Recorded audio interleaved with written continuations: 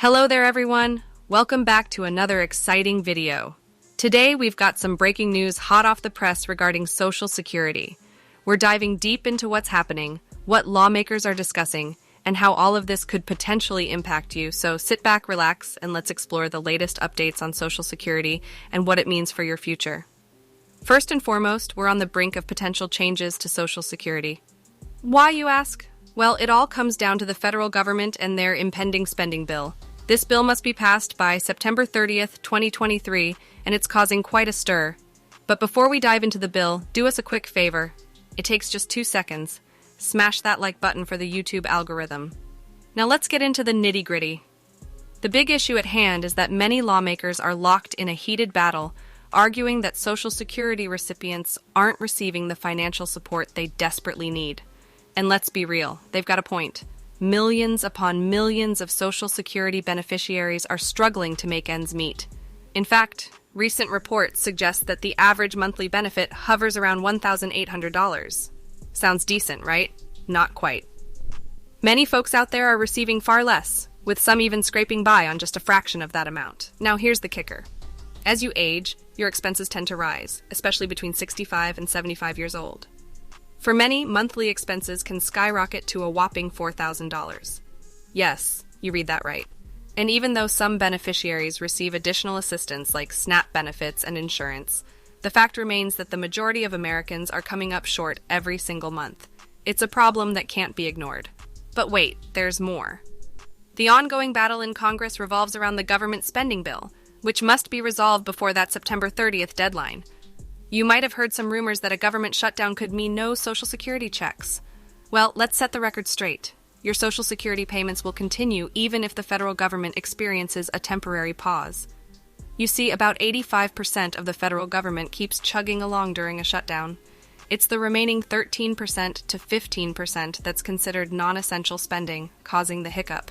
So, while your Social Security checks will keep rolling in, your local Social Security office might temporarily close. If you're in the process of applying for benefits or need to file paperwork, this could lead to delays. But fear not, payments will still arrive. Now, on to some fascinating news. Just recently, a report surfaced revealing how much money Social Security raked in during the year 2022. Hold on to your hats because these numbers are eye-popping. Social Security brought in a staggering $1.22 trillion, a considerable sum by any measure. But here's the twist. They're still operating at a deficit. Of that massive sum, $1.1 trillion came from the Social Security payroll tax, that 12.4% tax split between you and your employer. It's a 6.2% tax for both employee and employer. Now, you might be wondering if this is a form of double taxation. It's a valid concern, and we'll get to that in a moment. The plot thickens when it comes to taxing Social Security benefits. A whopping $48.6 billion was collected from taxation of benefits. This is where things get spicy. There are multiple bills in play, with both Democrats and Republicans pushing to eliminate double taxation on Social Security benefits. But here's the catch. They have different ideas about how to make it happen. One side suggests the Treasury should foot the bill to make up for lost revenue. The other side argues that it shouldn't burden lower-income taxpayers.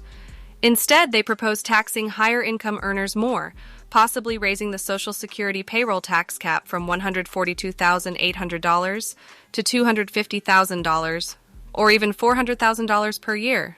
It's a tricky situation with no clear winner, and it's why these bills are stuck in limbo, struggling to gain enough support. Now, here's where things get intriguing.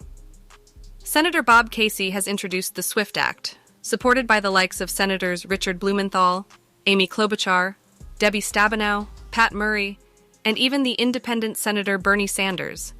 This bill, the Surviving Widower Income Fair Treatment Act, aims to fix outdated and arbitrary restrictions on Social Security benefits for widows, widowers, and surviving divorced spouses.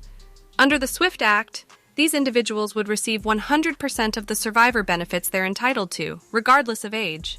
They could also increase the value of their survivor benefits beyond current limits. Additionally, the bill would allow them to receive child and care benefits until their children reach ages 18 or 19 if they're still in school.